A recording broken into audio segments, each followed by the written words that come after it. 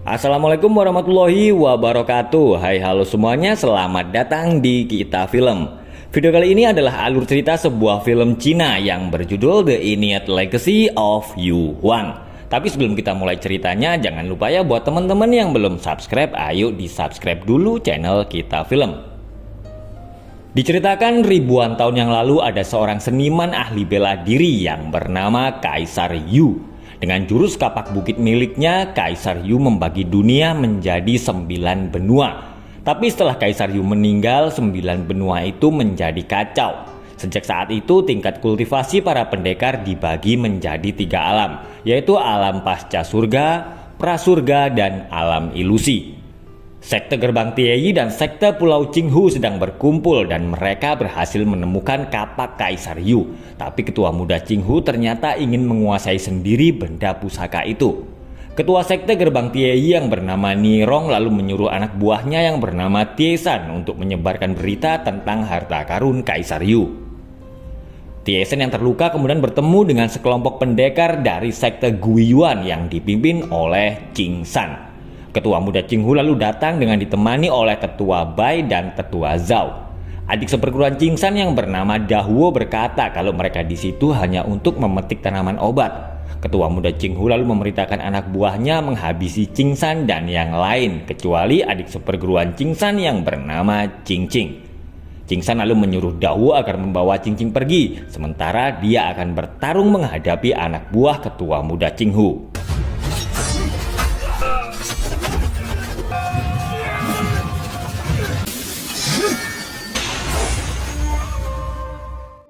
Qing San berhasil mengalahkan anak buah ketua muda Qinghu. Qing Qing lalu memberinya sebuah benda yang diberikan oleh Tiesan sebelum terbunuh. Benda itu adalah Liontin 9 Kuali, yaitu sebuah benda pusaka untuk membuka gerbang menuju harta karun Kaisar Yu. Karena Tetua Bai telah terbunuh saat bertarung melawan Qing San, ketua muda Qinghu lalu mengancam akan membunuh siapapun yang berani membocorkan rahasia mereka.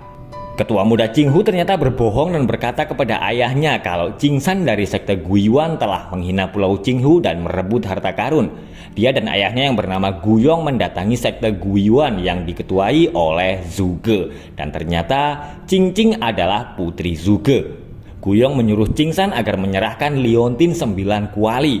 Qing San lalu berkata kepada gurunya kalau orang dari Gerbang Tieyi yang telah memberinya benda itu. Karena tidak mau melanggar aturan sekte Guiyuan, Qing San lalu keluar dari sekte Guiyuan dan menantang siapapun yang ingin mengambil Liontin 9 Kuali. Qing San adalah pendekar muda yang memiliki bakat luar biasa. Dia bisa mencapai alam prasurga di usianya yang masih muda. Ketua muda Qinghu lalu memanah Qing San, tapi anak panah itu justru mengenai Qing Qing. Melihat Qing Qing terbunuh, Qing San lalu marah dan bertarung melawan Guyong dan anak buahnya.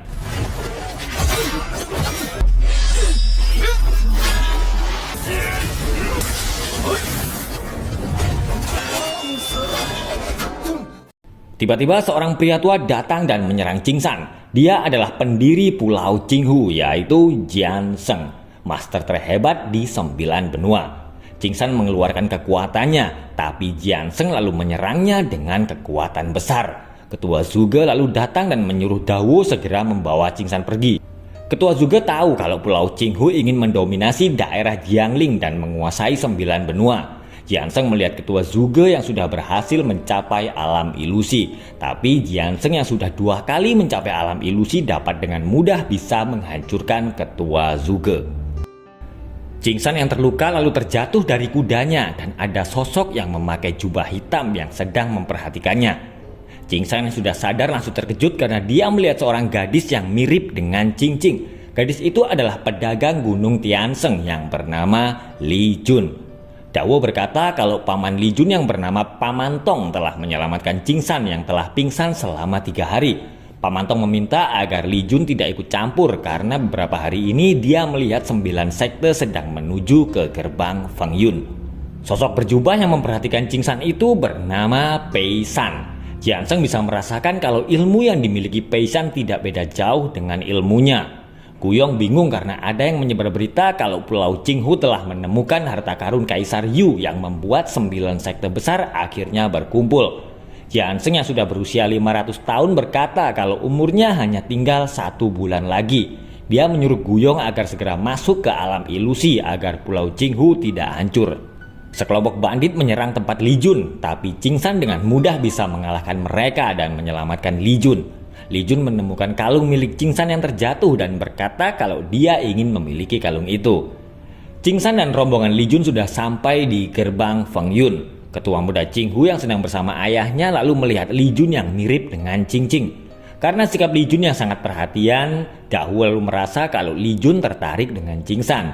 Keesokan harinya, Li Jun mengajak Ching San dan Dahwu pergi ke paviliun Linglong dari Gunung Dewa Langit untuk mengambil senjata. Sementara itu, ketua sekte elang salju yang bernama Wu Tian sedang bersama ketua Istana Li dan mereka akhirnya melihat Ching San.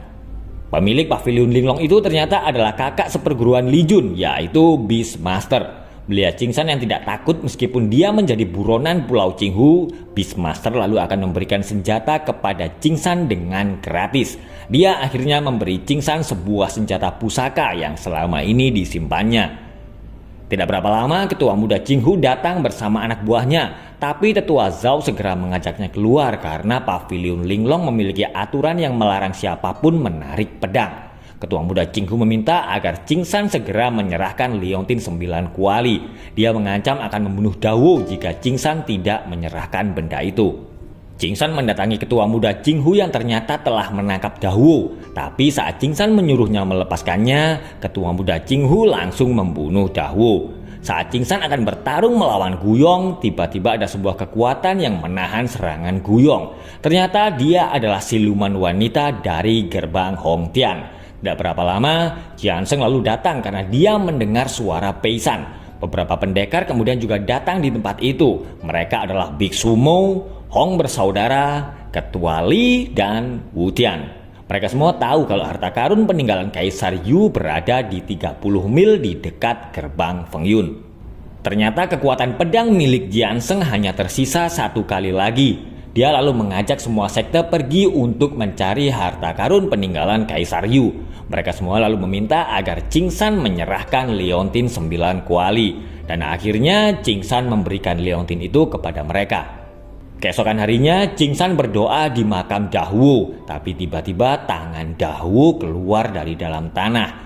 Ching San lalu terkejut karena dia melihat anak buah Li Jun banyak yang mati. Pamantong yang sedang sekarat lalu memberitahu Ching San kalau anak buah ketua muda Qinghu membawa Li Jun ke gerbang Feng Yun. Ching San mendatangi ketua muda Qinghu. Ching San berhasil menahan serangan formasi pedang Tiang Chan dan dia lalu segera menyelamatkan Li Jun. Ketua muda Qinghu melaporkan kepada ayahnya kalau Ching San telah mati. Guyong memasukkan liontin 9 kuali dan sebuah pintu rahasia akhirnya terbuka. Mereka semua kemudian masuk ke dalam gua dan diam-diam Jianseng sudah menyiapkan sebuah jebakan. Siluman Hongtian lalu hancur karena dia masuk ke dalam jebakan Jianfeng. Sementara itu Ching San datang mengambil liontin 9 kuali dan dia ikut masuk ke dalam gua. Dia akhirnya bertemu dengan anggota-anggota sekte yang sedang berdiri di depan sebuah batu terbang, yaitu portal untuk masuk ke alam menuju pintu kematian. Karena kalah dalam pertarungan, Wu Tian akhirnya hancur. Ketua muda Qinghu dengan licik menyerang Ching San, tapi ketua Li dengan cepat menyelamatkannya. Satu persatu mereka semua lalu masuk ke dalam alam kematian.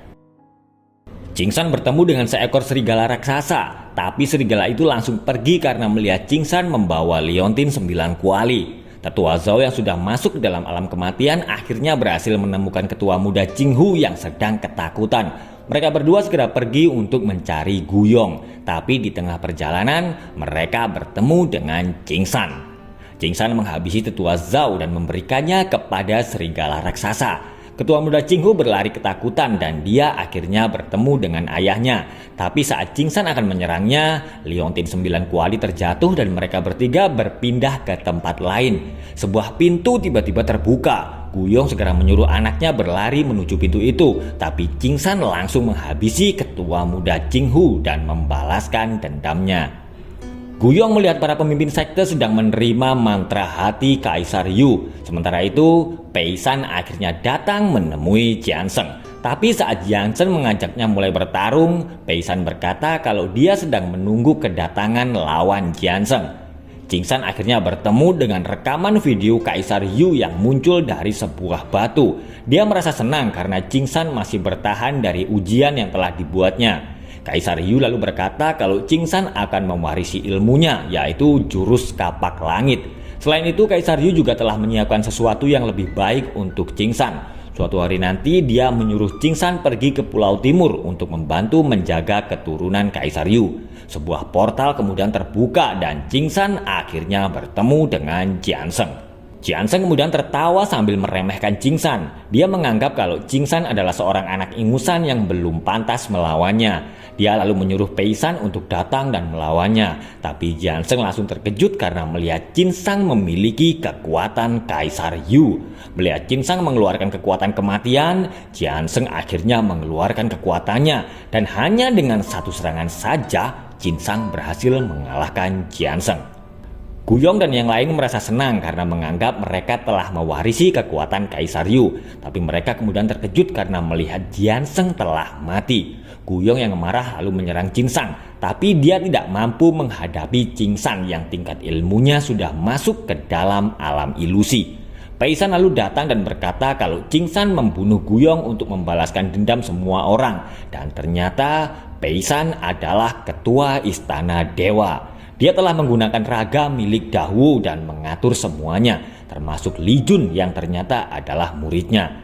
Pei San berkata untuk mencapai titik tertinggi maka setiap orang harus mengalami ujian yang sangat berat, termasuk berpisah dengan orang-orang yang dicintai. Jing San tidak membunuh Guyong dan berkata kepada Pei San kalau suatu saat nanti mereka akan bertarung. Jing San bertemu dengan Li Jun, tapi Li Jun berkata kalau dia hanyalah murid yang dicatat oleh Pei San dan mulai sekarang dia akan ikut bersama Jing San dan film pun selesai. Oke guys, itulah tadi alur cerita sebuah film yang berjudul The Immediate Legacy of Yu Huang. Sebenarnya saya sih nungguin pas pertarungan puncak atau final round, final battle-nya. Soalnya kalau film-film laga gini kan yang seru kan pertarungan akhirnya. Tapi nggak tahu kenapa ya, cuman dengan sekali des udah selesai KO. Oke guys, terima kasih sudah menonton dan sampai ketemu lagi di alur cerita film berikutnya. Wassalamualaikum warahmatullahi wabarakatuh.